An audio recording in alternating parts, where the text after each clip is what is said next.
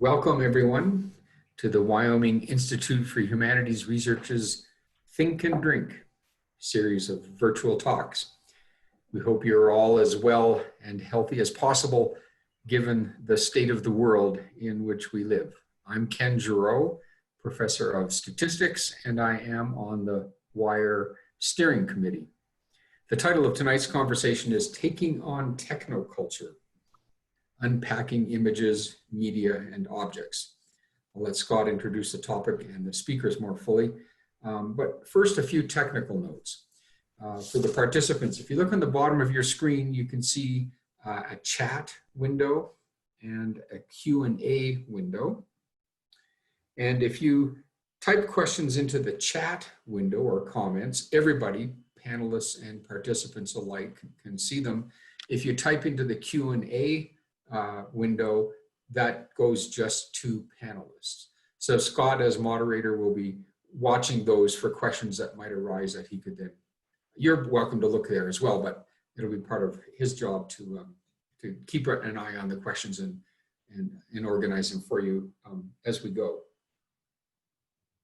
If you want to see all the speakers, here's me speaking still to the participants, you can click on a button down there that says Gallery View.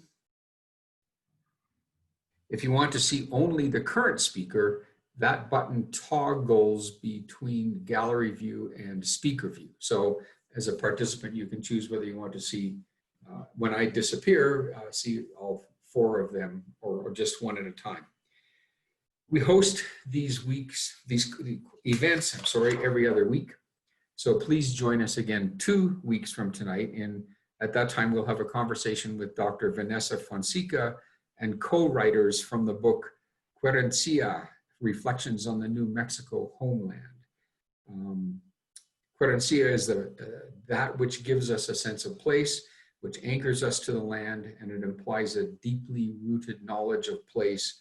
And for that reason, we respect it as our home. So it's going to be a conversation about grounding geographically, being at home. So that's 2 weeks from now. Dear participants, if you want to keep in touch with us, you can send an email to humanities@uwyo.edu and we'll add you to our mailing list. I will type that address into the comment box shortly so you can see it. You can also see the recordings of our past events on our YouTube channel. Just go to YouTube and search for Wyoming Institute for Humanities Research. So with that, tonight's moderator is Dr. Scott Henkel, Associate Professor of English and Director of the Wyoming Institute for Humanities Research, therefore my boss. Please help me welcome Scott and our speakers. Good evening, friends, and thank you, Ken. It is my great joy tonight to introduce our three speakers. First up, we have Megha Anwar, who's a clinical assistant professor and the director of diversity, inclusion, and equity at Purdue University's Honors College. Broadly, she studies Victorian and post-colonial literature and visual culture with a focus on representations of cities and the right of marginalized population groups to urban mobility. Among other things, she published on the post-mortem photographs of Victorian prostitutes murdered by the serial killer Jack the Ripper, lynching photographs in the US and in India, detention center torture photographs from Abu Ghraib, and cinematic renditions of Muslims, Dalits, and women in India cinema. Invariably, she writes about phenomena that are unbearably violent and disturbing as a way to navigate the horror of what they mean about our world. At the same time, she grapples with the ethics of participating in the cultural consumption of violent images. In her teaching, she prioritizes anti-racist and feminist pedagogy and offers courses on popular culture, film, photography, animal studies, and on the histories of racial oppression and the resistance against it. She's excited to offer a new course titled Modern Love.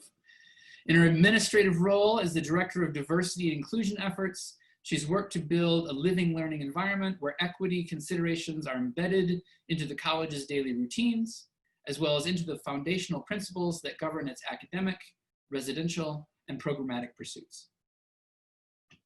And we also have Faith Day, who is a CLIR postdoctoral fellow in data curation within the Libraries and School of Information Studies and African American Studies and Research Center at Purdue University. Dr. Day develops curriculum, data collection, and curation projects in collaboration with other scholars to identify critical frameworks and best practices to ensure an ethical and justice-centered approach to data curation with a focus on Black and LGBTQIA+ online communities and comment sections.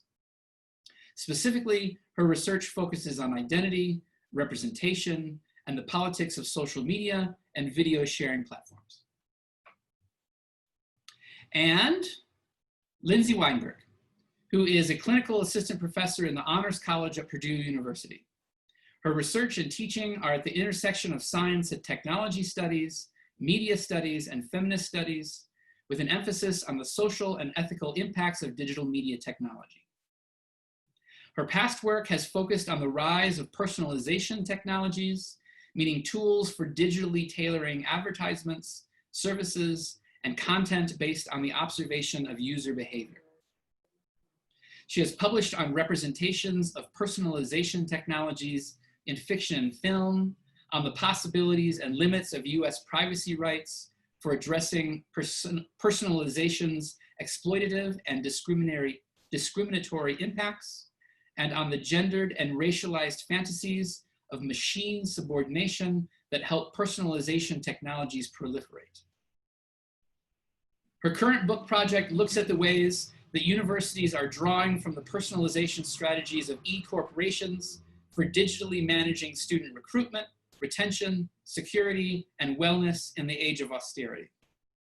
She has 2 forthcoming publications drawing from this project, one of which examines the use of student images on US college campuses for training facial recognition technology, and the other, which examines the rise of university-sponsored mobile phone applications for managing student wellness. She received her PhD from the History of Consciousness Department at the University of California, Santa Cruz. And I have to say, as a special point of pride, I won't dwell on it too long, Lindsay, but I have to say to everyone that Lindsay was my student when she was an undergraduate. She took 4 classes from me. I directed her honors thesis, and all I did through any of that was just get out of her way. She was a promising student from the beginning, and I am so, so deeply touched that she is now my colleague. So welcome, you 3. How about just like an opening big question where you can talk about your research, and I'm gonna read a little bit, but feel free to just jump in with where you feel. So the first question is, how do we challenge or destabilize received or common sense dominant understandings about the work technologies do in the world?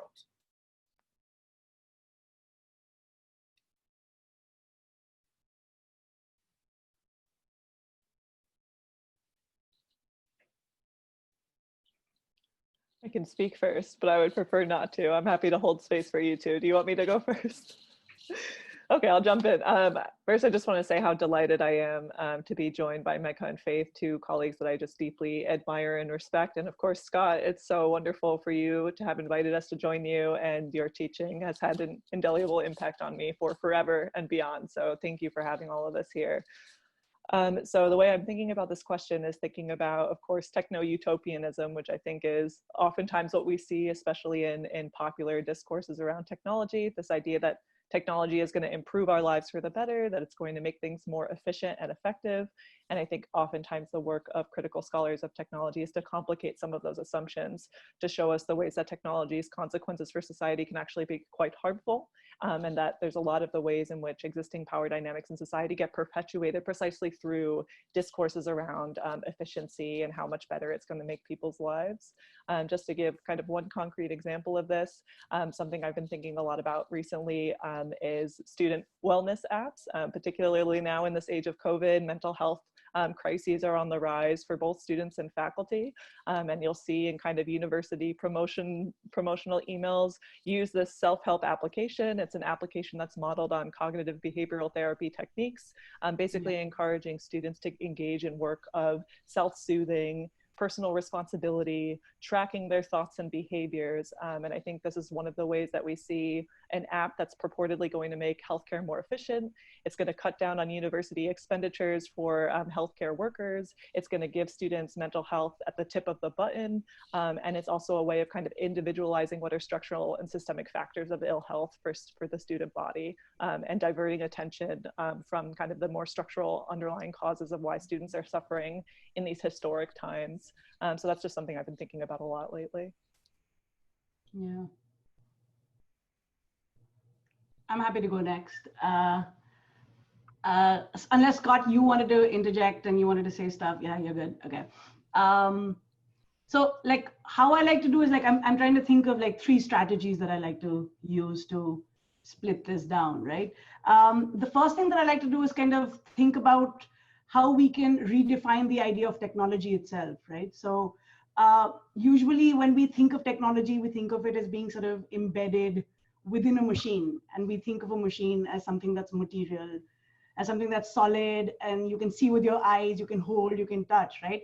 But both technology and machinery can be something that's immaterial, that's invisible to your eye, or even to your cognitive processes, right?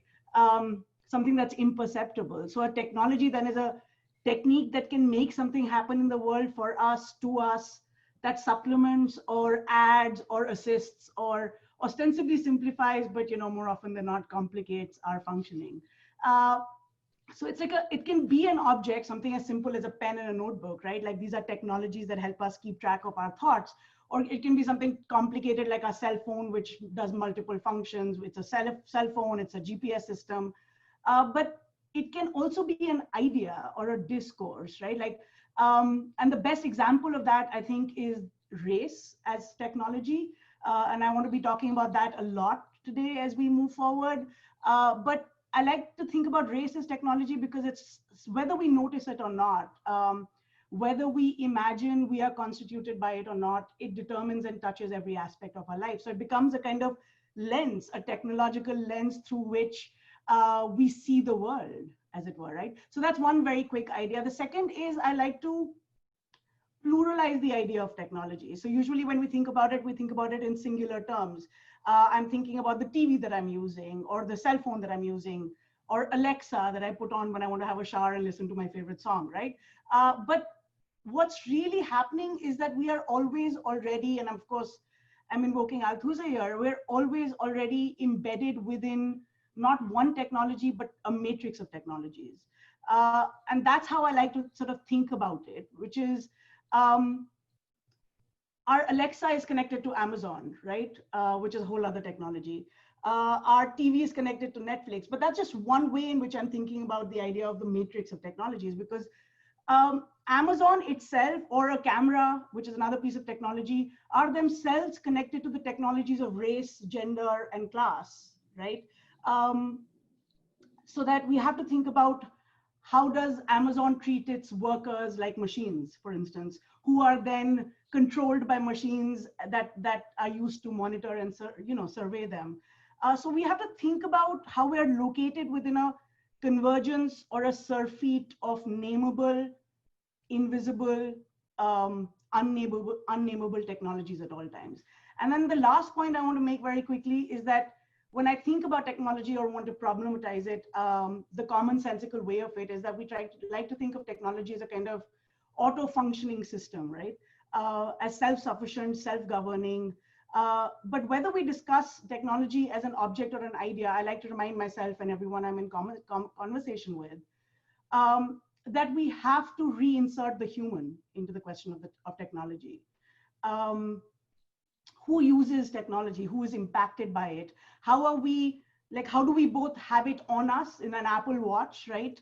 But how does it also constitute our body? Like how we all always cybernetic, whether it's the glasses you wear or the contacts you wear, right? So the question of technology can both like practically and ethically never be separated from the question of the human.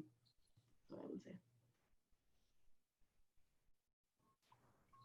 Yes, I love these responses, and it makes me think a lot about, I guess, the various, common sense beliefs that I think that come to mind, in particular when you kind of first think about like what is technology. I think, the one, as it has been stated, this idea that, technology are always objects, they're always artifacts, but also this idea as well that technology is kind of always good. But another thing that I think a lot about in terms of common sense beliefs, especially in relationship to these kind of two things that were mentioned, is this way that many times it's difficult for people to understand the extent to which technology is not neutral and it's not objective. And also that because of that fact, it has to be critiqued. And so many times when we believe that technology is an object, when we believe that technology is the future and that we need it to kind of move forward and have this kind of really great and amazing modern society, that it becomes really easy to kind of overlook what's encoded within technology and to overlook any sort of critiques. And I think about, even for myself, when I first, I feel like began to study technology, I had a very utopian view of it. And, anybody who had any type of critique of technology to me, I'm like, oh, you must be a Luddite. Like, you don't understand. Like, this is, like, we need to move forward. We need to have these things to have this kind of amazing future. But I think the more that you do really dive into that concept of, technology is not neutral, technology is not objective, that you are able to really start to not only decode those messages, but really understand that the critique in many ways not only kind of exposes all of the hierarchies and all of the kind of implicit things that we view within technology, but also allows us to really think critically about what we want to have in the future. And there's like a really great quote that I've been thinking a lot about. It was stated by Tim McHenry, who's the executive director of the Rubin Museum, which is a museum in New York City. And he makes this statement in one of their talks that, we have to remember the future and anticipate the past. And this concept of like remembering the future and anticipating the past, to me, really kind of relates to this concern that we really have to have. And when thinking about the future, when imagining the role that technology plays, it's so important to critique it, not only because it has the kind of possibility to kind of change the future that we have and to really influence the type of lives that we have, but also because it's also so caught up with what we've already seen in the past. And to sort of not critique what's going on in the future kind of allows us to have a sort of social amnesia or even ignorance of the ways that technology has done certain things in the past or had certain sort of negative outcomes, and what it means to kind of really grapple with thinking about those critiques and actually inputting them, especially within our research and within teaching.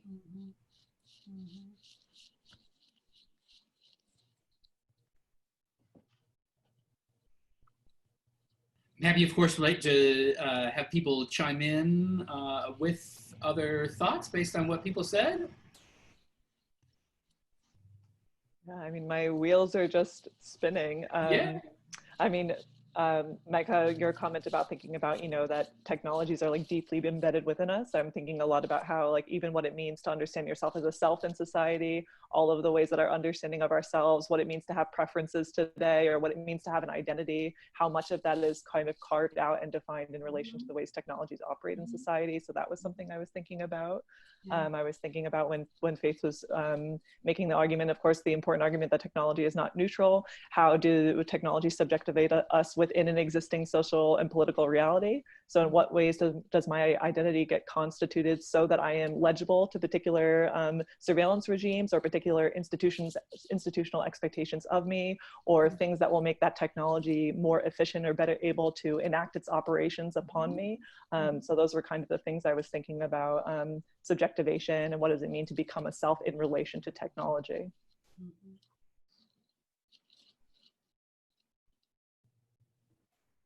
That's really interesting. It makes me think a lot of kind of Mecca's points about thinking about race as a technology, because I feel like that's exactly how I think about race as a technology, and as this sort of relationship between the self and others, and the many ways in which, of course, identity and race as being kind of one of many types of identities that you can kind of think about yourself as not kind of being the essence of like who an individual is, but as this way to kind of be recognized out in the world by others, but also a way in which we are recognized by kind of various technologies of surveillance. I think is a really interesting thing to sort of think about in the way that we use our kind of identities as this sort of technology, for recognition, for visibility within the world, but how that can also kind of be used against us in various ways through specific types of kind of technological systems and within the surveillance of the various states that we live in. And I think also the question of sort of the inequitable distribution of how certain technologies impact certain people, right? So like it's so easy to sort of tout these generalizations about technology's impact on human beings, but we're asking sort of folks to politicize the question of technology, but also the question of how you understand the idea of the human being, so that certain kinds of technologies are used upon vulnerable or marginalized bodies, right? So like the relationship between both the politicized human being as a social entity, as a politically constructed entity, but also technology as being both of those things.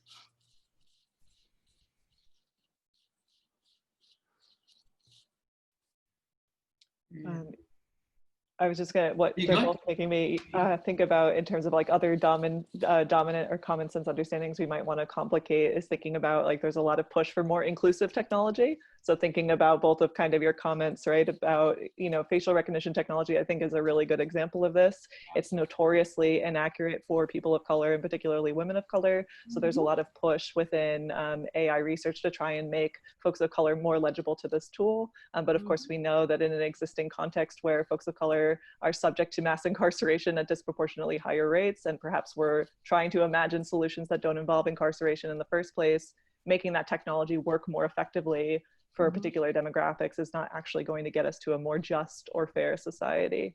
So that's one of the things that you're both making me think about. Or like technology being used to fight technology, right? Like the evils of technology. So like the problems with something like counter surveillance, for instance, right?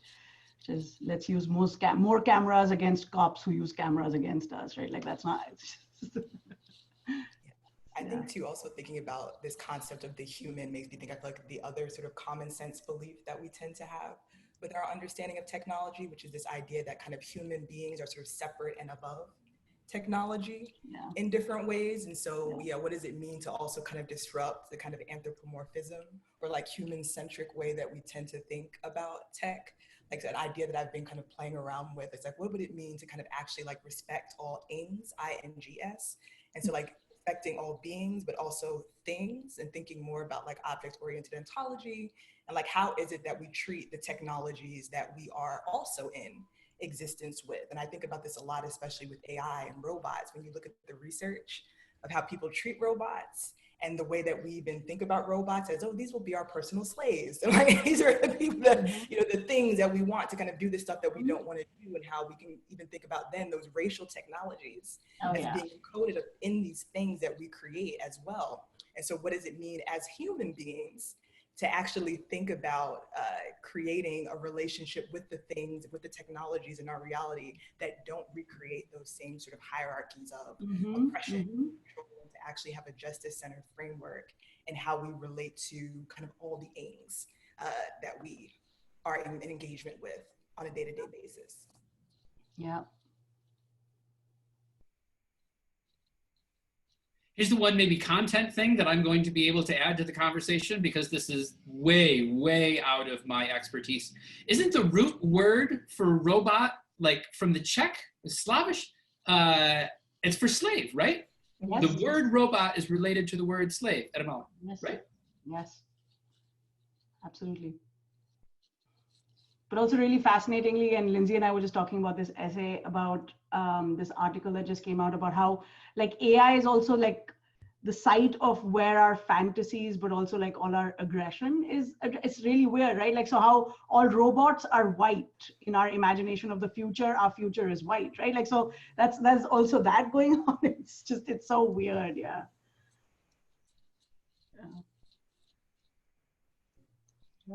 And the long histories of this I find fascinating too. This idea that these technologies are going to be there to serve us. I mean, it's such an old, in many ways, it's such an old discourse. It was used to kind of sell the automation of factories, early automation of factories in the 19th century. It was used to sell vacuum cleaners to women in the 20th century, which we know actually intensified expectations of cleanliness. It didn't reduce expectations of cleanliness, but this idea that it's going to be your domestic servant. And very gendered and racialized framings as well. This is going to be your Daisy or your Betty Ann vacuum cleaner. It's really, really powerful. And I think that that logic of machine subordination is with us, of course, today too. Yeah. Yeah, let's go there. That was going to be a question. Like, what's the longue durée of an idea, of a technological object, right? A media, the long history of an idea, please.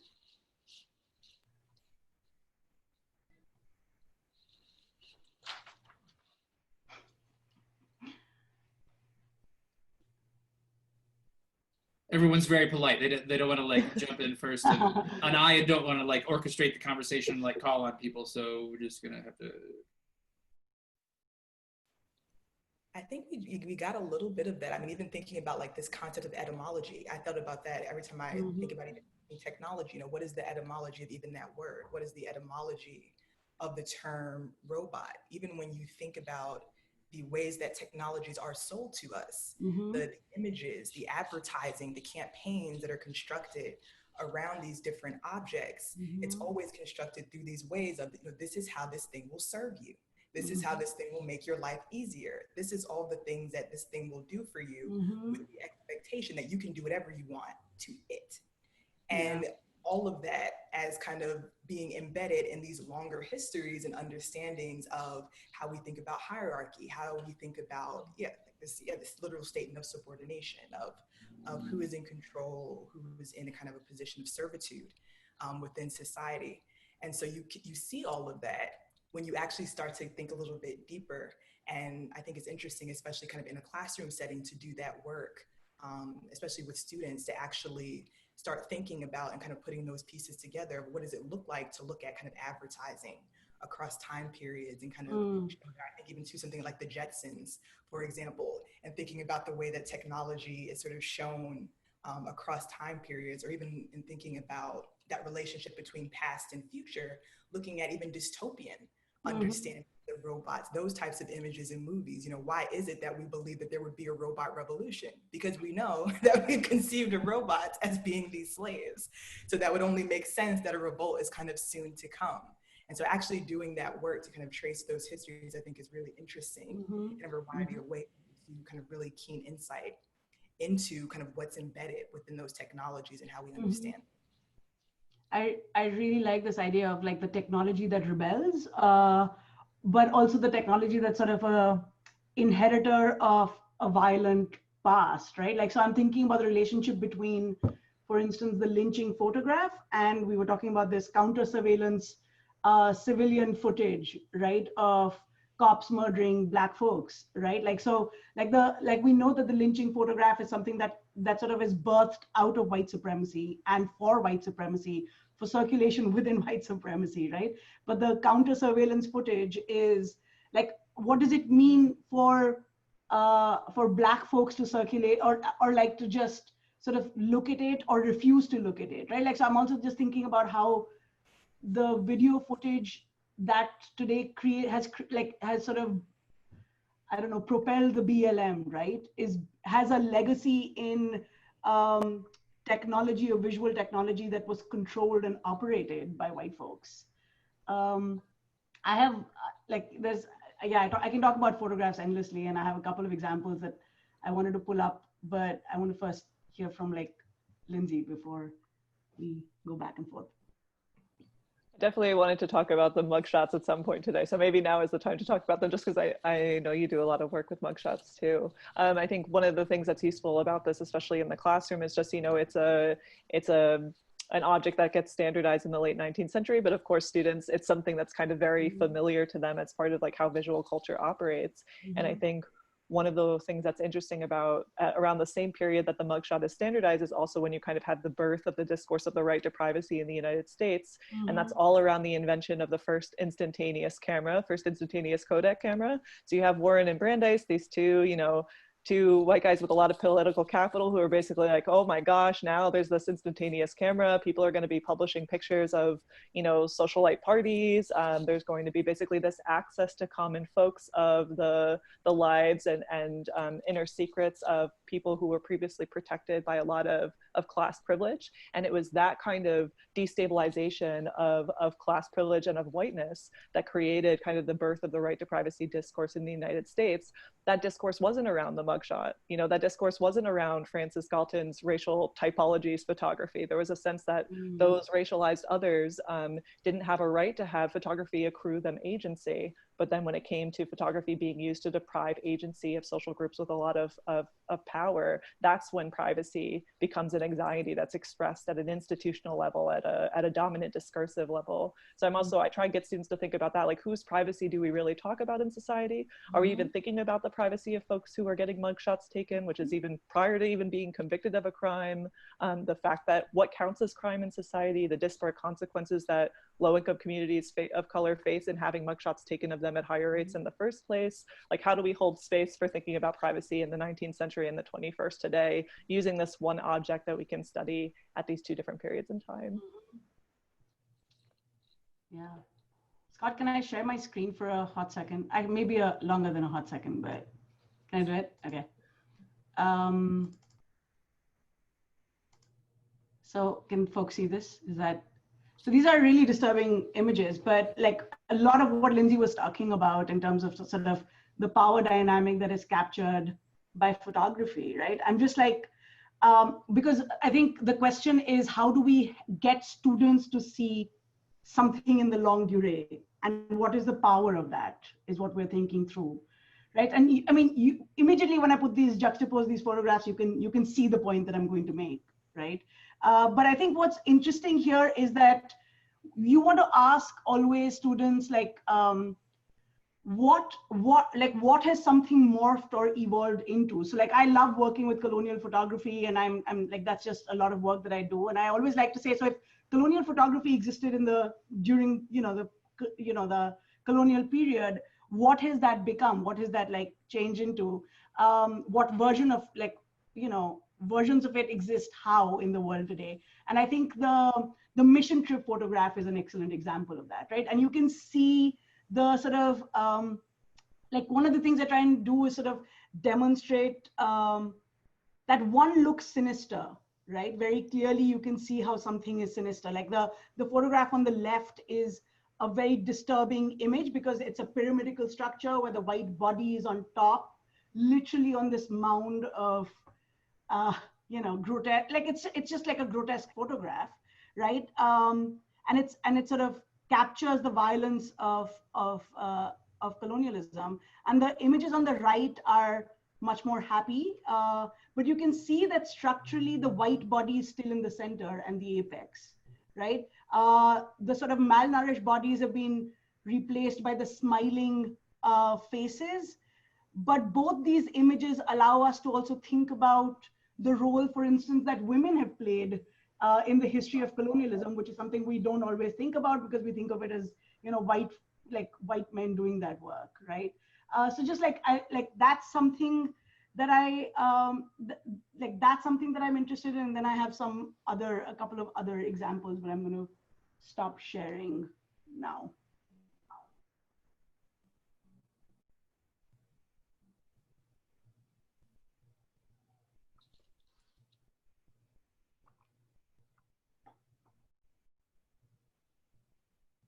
So also in thinking about like the longue durée of these images, let's maybe think about their circulation too. So how do images like these circulate? What meanings can we draw from their circulation and their consumption? And I'll also just say, I see one comment in the chat, please. Feel free, folks who are participants, to type messages and questions and comments either into the chat box or into the Q&A. I'll ask this question and maybe one more too, but we welcome your questions and comments as well. So the circulation of images, technology.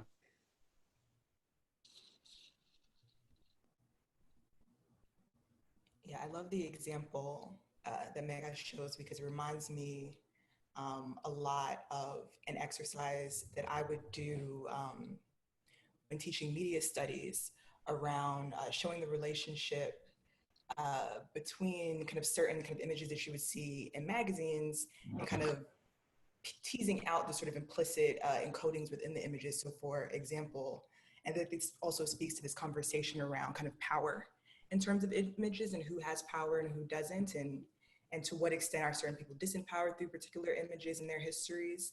And so one of the examples that I would do was Kim Kardashian's Break the Internet campaign for Paper Magazine, which is a fascinating image for a variety of reasons. It definitely did, quote unquote, break the internet. And so that was an interesting question there around kind of the circulation of that image. Is it something that was in a magazine, circulated through kind of this print form, but really the goal of it being to kind of have this incredible social media circulation. But what was not really discussed as much was the fact that the image is a recreation of another image from many years kind of before it was created. And the image itself was also created by Jean-Paul Goude, not that great with French, but he has this, of course, history in his own life of creating these images, in particular images of Black women that are purposefully used to kind of fetishize Black women's bodies. And he has, in many interviews, kind of discussed his sort of fascination with the kind of animalistic, he's used the term jungle fever in his kind of artistic imaging of Black women's bodies in particular. And so kind of putting Black women in cages and in these different kind of positions and poses to kind of exaggerate that. And so when I teach like Break the Internet in class and thinking about the circulation of that image and thinking about power, I show it in relationship to kind of Sarah Baartman and the Hottentot Venus, and thinking about how, for example, somebody like a Kim Kardashian can sort of present this particular image of her body and this particular image of herself and kind of leverage that circulation in order to kind of forward her career, but the ways in which you can see somebody like Sarah Baartman in that particular history and that imagery as a sort of disempowerment, and thinking about the relationship between race and gender, but also time period, historical context, in the ways that we look at how an image is circulated, who has ownership over the circulation of certain images. It wasn't until very even recently that there was ownership over Sarah Baartman's physical body, as that kind of being, put in museums and kind of carted around to sort of be picked apart. So there's these really, interesting conversations, I think, when we think about kind of how images move through society and the role that kind of the intersection of identity and privilege and power play into the way that we interpret images, even that piece in particular being interpreted as kind of artistic, and that kind of giving a certain allowance to how that image is presented in the world, kind of versus how we think about, Sarah Baartman today. It's kind of a big, I think, example that I like to come to when thinking about kind of that relationship between circulation and kind of how we can look at sort of the historical resonances and what's encoded in a particular image or media object.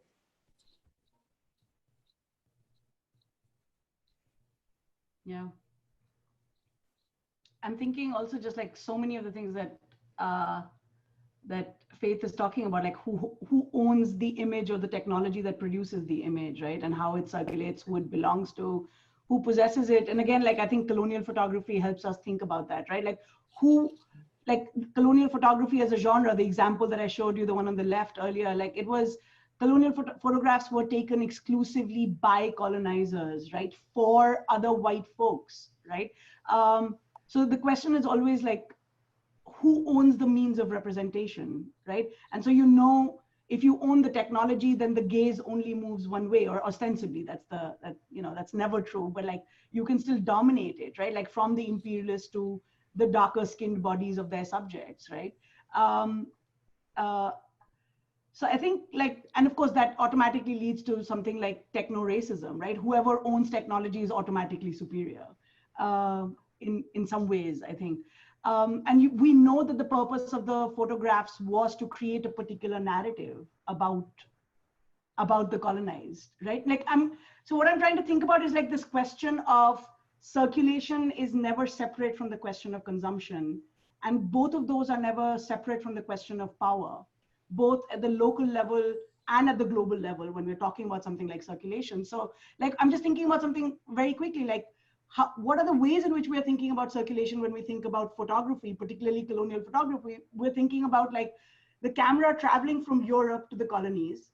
We're thinking of the photographs traveling that the colonizers took of the colonized, traveling back to the metropolis, right? But not as photographs, but as postcards. So one medium gets transferred into another medium. That's another kind of circulation or a transference that's happening.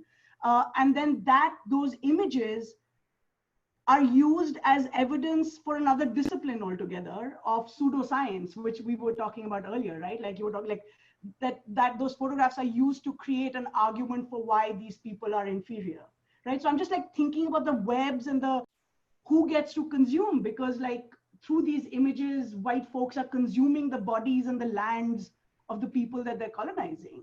Through these photographs, people who didn't even get to travel on colonial expedition by proxy get to travel, because those images arrive at them to be able to, you know, gawk at. So like, I'm just like I'm thinking of Susan Sontag's sort of, she says this beautiful bit. She says, collecting photographs is not collecting images, it's collecting pieces of the world. So you literally get to possess the world through images, right?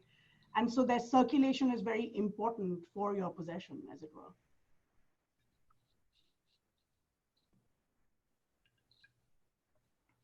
Yeah, I mean, I was thinking of this. I think the role of race and class plays the same way in terms of like how it shapes circulation, but I'm thinking of it more in terms of like data as opposed to photography. But I'm thinking about this in terms of like whose circulation of information is treated as like a violation of that person's sanctity or their privacy or their humanity or their integrity.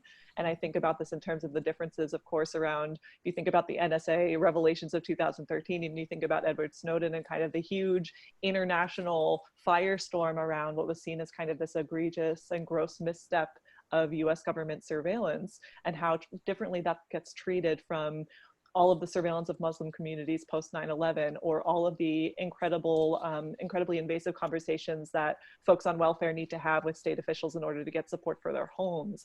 So when is it deemed, when is the circulation of information about particular groups deemed a violation of either rights or dignity? And when do we see that as something that's necessary for the security? And that security is, of course, always ways of shoring up whiteness in society. So that's one of the things that I'm thinking about.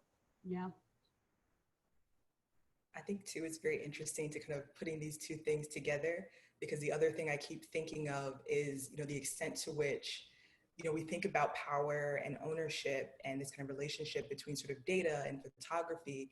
And I think about the fact that, you know, even within social media, we feel like we have so much power over the things that we create online, and that we can kind of put out images of ourselves, and that we can, you know, create different types of content. And you start looking, of course, at, you know, terms of service and things like that. And it's like, we don't have any ownership over any of these kind of things that we think that we're out circulating and, you know, producing.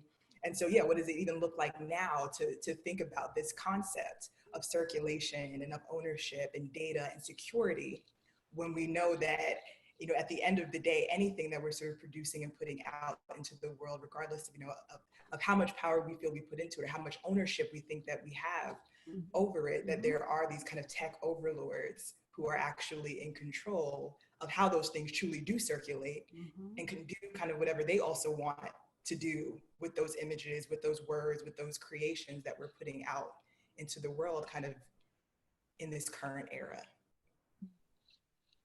And I can't help but think about the question of surveillance, of circulation, also sort of in terms of acts of resistance, right? Like, even if they are within larger structures that are hegemonic, like, but like, one is, of course, the question of like the channels of circulation, right? Like, so I'm thinking about the lynching photograph, which circulated informally in back channels between white folks. But then suddenly somebody like Ida B. Wells or Du Bois choose to publish those photographs in Black newspapers, right? Like, so like how do you appropriate a sort of a technology or an image that is used to intimidate you to sort of get back by circulating it in a different channel, right? That's one thing I'm thinking about. I'm also thinking about the question of like women and their relationship to their bodies vis-a-vis the selfie, and how like there's a really interesting, I can't remember his name right now, it'll come back to me, but the article is called The Selfie and the Slut. And it's really interesting because like his argument is that the etymological roots of slut goes back to the 19th century, and it was used for slatternly women, and slatternly women were women who were not bound to the home, and that there's always been this anxiety around mobile women, or women who are not afraid to occupy public spaces, and that women who take selfies and put it up on social media are unafraid of their faces circulating, which is why they are mocked and degraded. So that there's a long history of sort of denigrating women and yet we know that every time they choose to make their faces available, they are also sort of inserting themselves into surveillance regime. So like it becomes a self-serving mechanism, right? So like it's not a simple linear answer of where power is. We know who has power, right? But the forms of resistance, I think, are also interesting, and the ways in which that they are co-opted are also then interesting. But like the question of circulation is important, I think, in both directions. Yeah. And how do you use circulation to reimagine what resistance could look like? So now I'm thinking about like connecting what Faith was talking about in terms of like terms of service and the kind of bait and switch and thinking we have control over what we put on social media versus the fact that we know that our data is constantly being extracted, and thinking about earlier arguments you made, Mecca, about the matrix of technologies and all of the ways these operate as larger systems. I'm thinking about the fact that the kind of extraction of information on the consumer side can then be used to intensify the workplace surveillance of workers. So Amazon, I think, is a really good example of this. On the one hand, there's like the extraction that happens between you browsing and all of the ways that data is kind of leveraged to bombard you with advertisements and kind of extract as much value out of you as possible. But that data also allows Amazon to then predict the amount of workers that they need over the weekend for their fulfillment centers, or to put objects next to each other in the factory so that workers only have 2 seconds to get from aisle A to aisle B, so that the data that's being taken from consumers is actually making even more hyper-tailorized condition for workers. And what would it mean to think of consumers and workers as finding sites of solidarity, as opposed to saying like these are completely separate fields in which the circulation of data is operating within?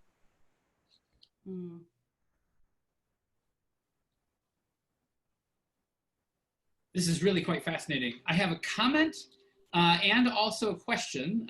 We also had more prepared questions, but like the question that we have in the chat here is so good that I'm just going to go to it. But first, a comment from Maggie. This discussion is fascinating, she writes. Thank you to all the panelists. Your discussion reminded me of a great short story by Cory Doctorow in his book Radicalized. The short story is called Unauthorized Bread and is a great perspective on the interaction of technology and people and power and privilege. Radicalized is one of the 2020 Canada Reads books. And we have a question from Martha also. What do you make of those feminists who seem okay with forms of surveillance under the banner of feminism? For example, those who champion data searches in campus Title IX investigations. Obviously, feminists have a long and rather tense historical relationship to the value of privacy. Do you think surveillance or privacy is the better friend, in quotes, of feminism today?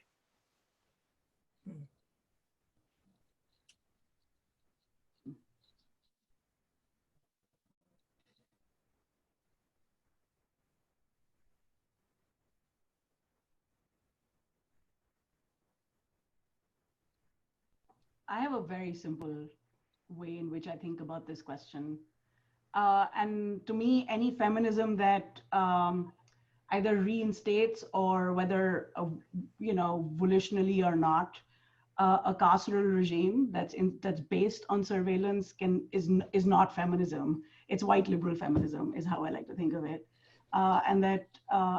So that's my one line response before I might have some other stuff to say, but yeah.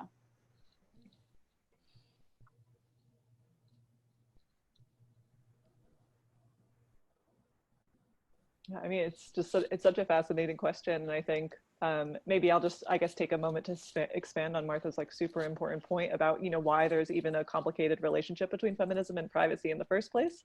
So when you think, back to the 19th century, one of the reasons why, rape and domestic violence in the home was not considered something that should be prosecutable. Not that I'm saying that the state is the only way in which we can navigate harms in society. And I think there's a whole conversation that's worth having there. But nonetheless, that the idea of marital privacy was basically used to impose a curtain in terms of what could even be constituted as a form of violence in the first place. So for a lot of women, the idea of privacy was actually a way of perpetuating the violence within the home. Rape is not criminalized in all 50 states until I think 1993. And I think, again, it all is kind of rooted in ideas of the home as something that should be sacred and kept from outside observation, even when there's women within the home that are struggling.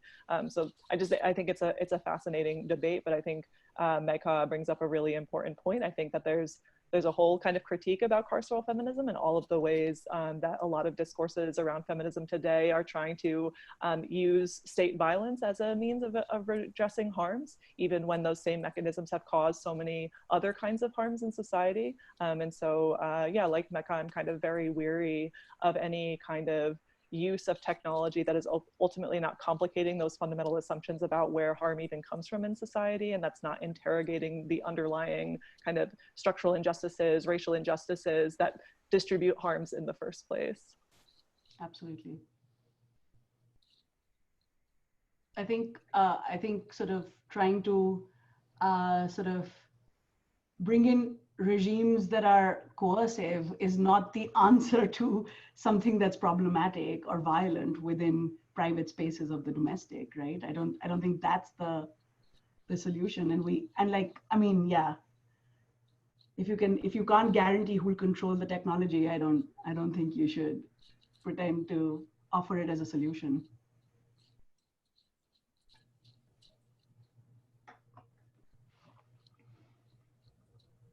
No, that makes sense. I think too, there's a larger question here, because even I feel like using the terminology of feminism is so complicated, because even when you say feminism, it's like, well, what do we mean by feminism? And of course, there are so many kind of like levels and layers, and especially levels and layers of how radical one's feminism is or isn't, what things it encompasses and what it doesn't.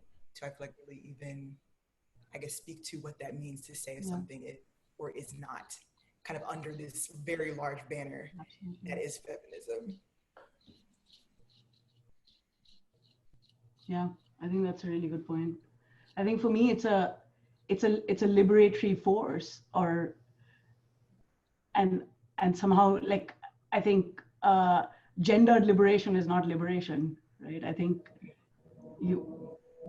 I don't know. I think we know surveillance will be turned towards Black men more than it will towards white men, for instance, in the cause of feminism. Muslim men protecting hijabi women against Muslim men. I mean, like, so it's just, terroristic men. So yeah, I don't think you can save women by saving them from men. I think you can save women by saving men as well alongside, like, especially the most vulnerable among both.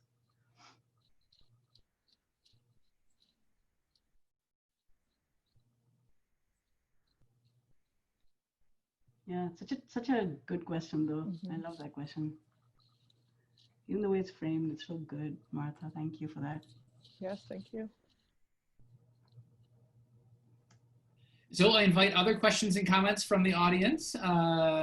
Please, maybe one more while I wait for folks to type if they so choose. How do we each take seriously the role of technology within popular culture in order to surface questions about equity and racial injustice?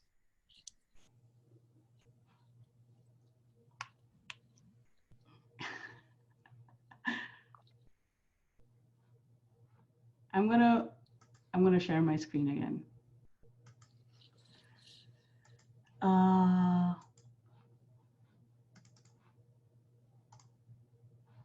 Oops, sorry, give me a second.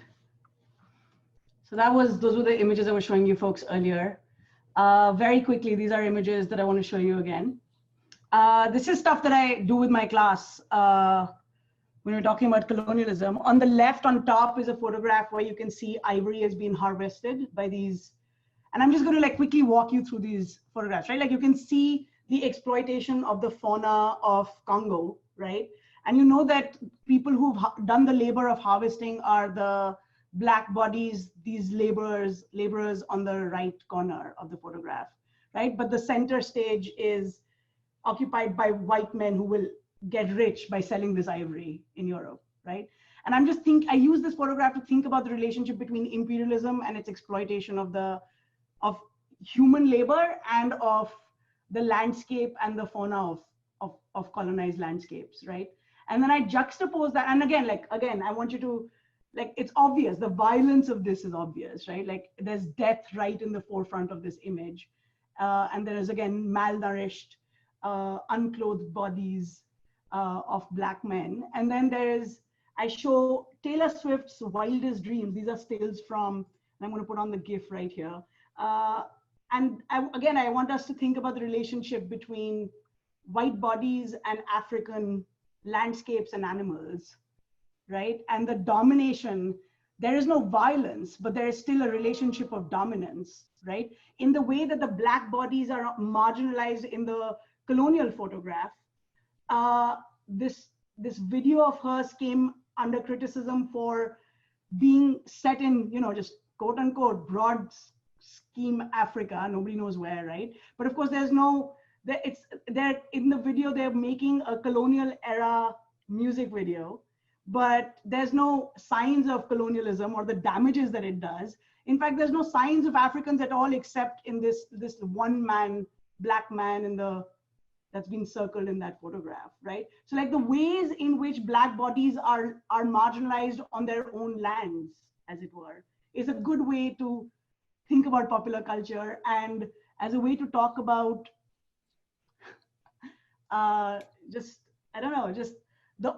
even when something looks cheery and it's for entertainment and it's for a music video, it's still doing so much harm. But because it's so much more subtle, because it doesn't feel explicit and violent, we have to work even more hard to figure it out. And popular culture does that a lot.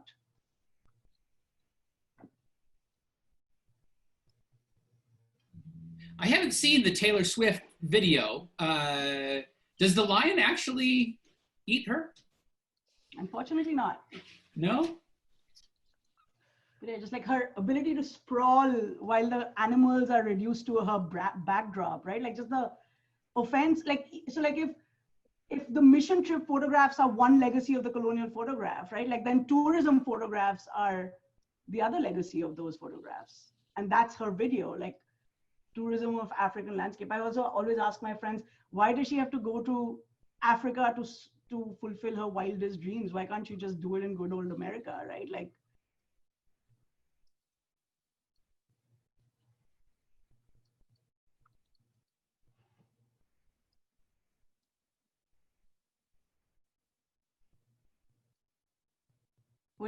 what pop culture bits do you use in your classes? Want to know what Faith's thinking about? There was a motorcycle gang that was driving by. So I was trying to be very silent on this side of the screen.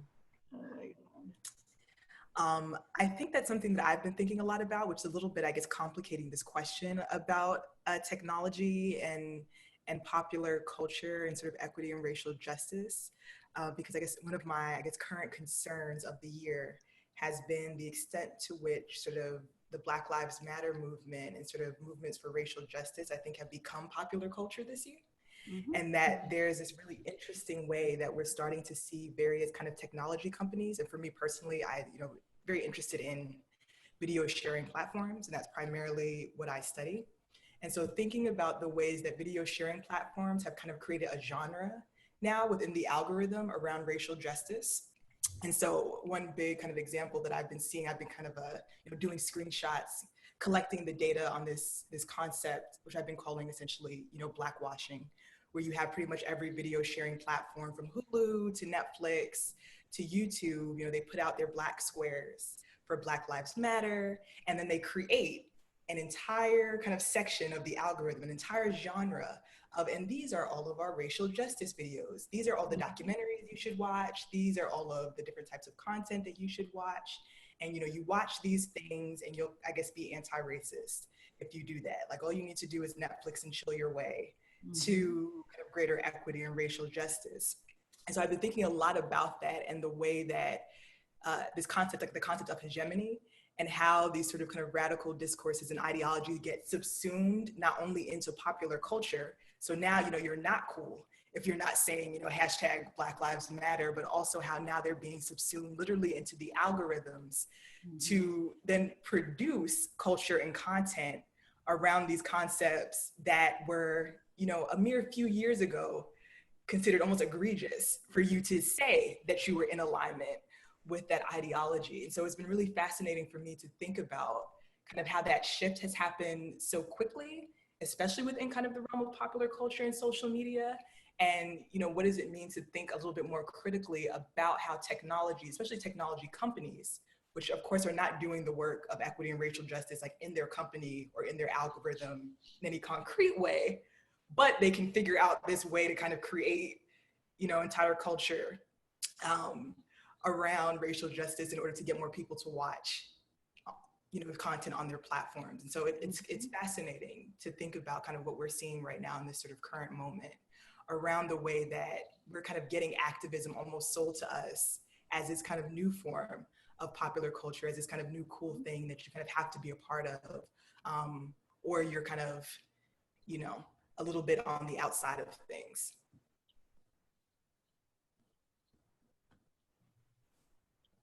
I just, in response to corporations appropriating radical movements, I just sort of dropped this podcast link to about Kaepernick and Nike's sort of appropriation of him. It's a great, I mean, I don't love where they land at the end, but it's a very good analysis of what they do of what it means for him to sort of go to Nike or for Nike to come to him.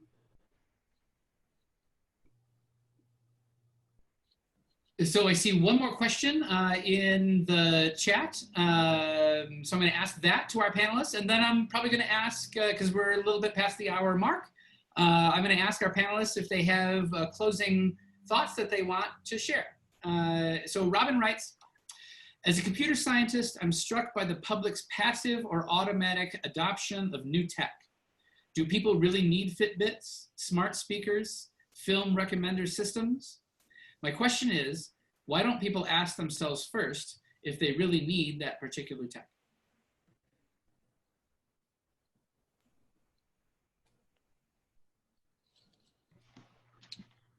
Yeah, I can think with this question a little bit. I mean, I think part of it goes back to where we started in terms of like the ways that people get, there's a lot of work that's done to make people receive technologies in particular kinds of ways. So I think that it's, at least from my vantage point, less kind of this unwillingness to think critically, but more so the fact that like when you're constantly existing in a social reality that's helping you think of technology in ways that's going to be empowering, or it's going to make your life efficient, or sometimes it's hegemony, right? Like there's lots of people who use Amazon not because they don't know how messed up it is, but because ultimately they need to save those extra $2 or $3 or $10 on something that they use every day. So I think certainly there's folks who probably just aren't thinking critically, or maybe the consequences don't feel that severe for them. But I think for a lot of folks, they are conscious and yet don't feel like they have the capacity to exercise choice, or they're in a relationship to a technology where they're obligated to use it for some reason. I think like biometrics and welfare is a good example of this, right? But there's kinds of certain technologies where people can't afford to opt out, or otherwise they have to forego necessary services. So I think one of the ways we can kind of direct our critical attention is like, what are the kinds of things that people are being told about what this technology is going to promise them? And then how do we distinguish between how much agency different folks have? And a lot of that is going to be contingent upon, their race, class, and gender position within a given social and historical moment. So that's probably one of the things that I'd say. Mm-hmm.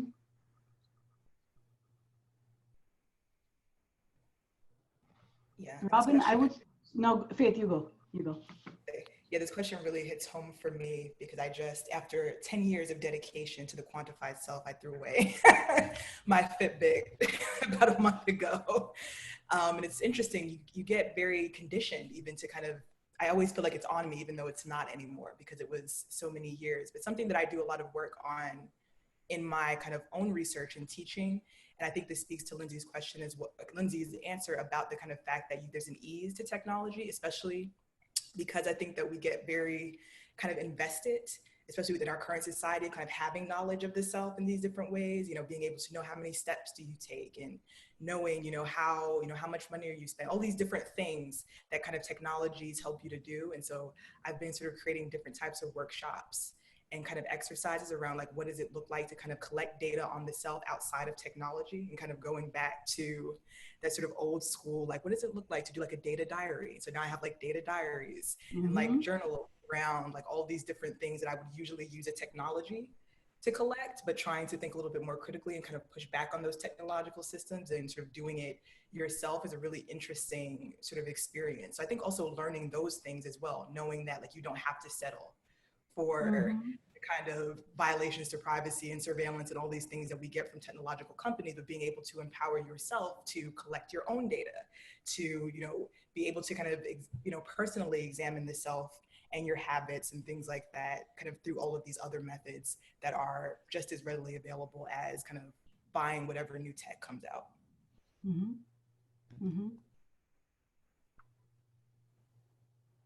Yeah, that's really that's like the idea of the quantifiable self is really powerful, and it's something that I've been thinking about. And like the way in which I think about your question, Robin, is like in two ways, right? Like you ask, do people should be asking themselves, do they really need something, right? But I think the category of need itself is not individual, it's actually socially constructed, right? So like asking folks like, why do you think you need this, is like saying they're able to identify for themselves what their requirements are outside of powerful social structures that are more powerful than them, that are telling them this is what they need, right? Because what happens under neoliberalism is that we sort of get a very individualized idea of self-care, right? So that you yourself are singularly responsible for making your choices, right? Of managing your fatness levels, of managing the number of steps that you get in a day, of managing your entertainment, and this is a result of all welfare buffers being taken away under neoliberalism. So what it actually produces, like this hyper regimentation of the self, of the constantly quantifying one's needs, bodily needs, psychological needs, is actually sort of a function of what happens to the individual, the deracinated individual, the individualized self, is that neoliberalism produces a neurotic individual who constantly is like anxious because their precarity in the world is real, right? I think people are genuinely in need of sustenance, but they're made to believe that they themselves are responsible for their subsistence, and so like you constantly like go to technologies or other sources to manage yourself, except that produces an anxiety of its own, right? So like I'm anxious because I'm a homeowner, but I know that there's like I am singularly responsible for protecting my house from bad neighborhoods, so I'll put locks around my house, but then I have to like worry about it on the locks on my phone and whether I can automate those locks from my phone, right? Like, so it literally produces somebody who's like perpetually in a state of crisis, anxious, and that's how I would think about it. Like the idea of like problematizing the idea of individualized need itself, and how much the individual can resist the need for something, and also how those needs are located in precisely how the individual is conceptualized, which ties back to the question of like where we began, right? Like what a human being is. Right.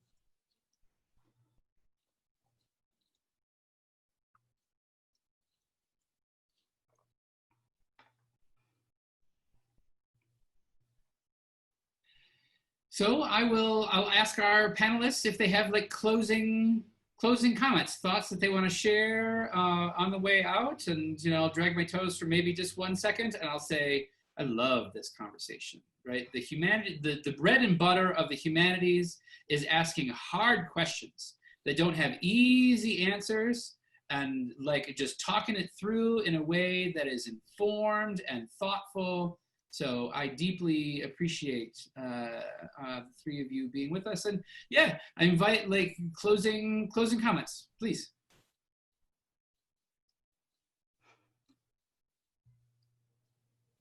thank you for organizing this, Scott, and Lindsay for bringing us together. And this has just been, it's so great. It's so great to have met folks I didn't know before and think through in a formal, informal session with our favorite drinks with people I did know before. Like this has been beautiful. Thank you.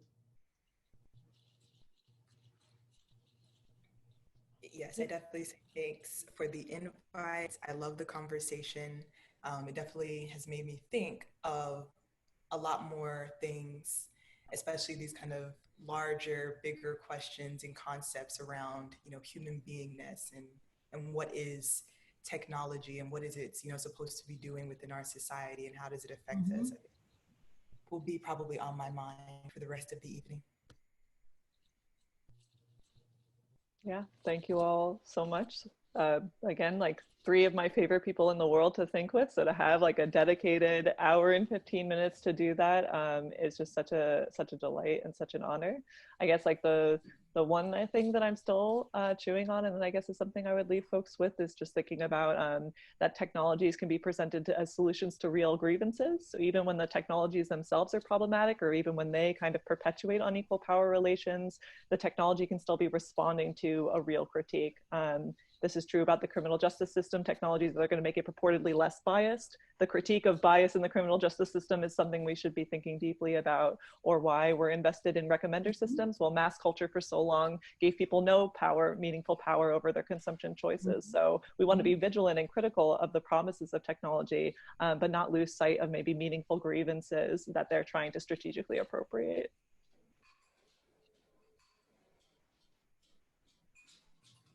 Well, thank you, everyone.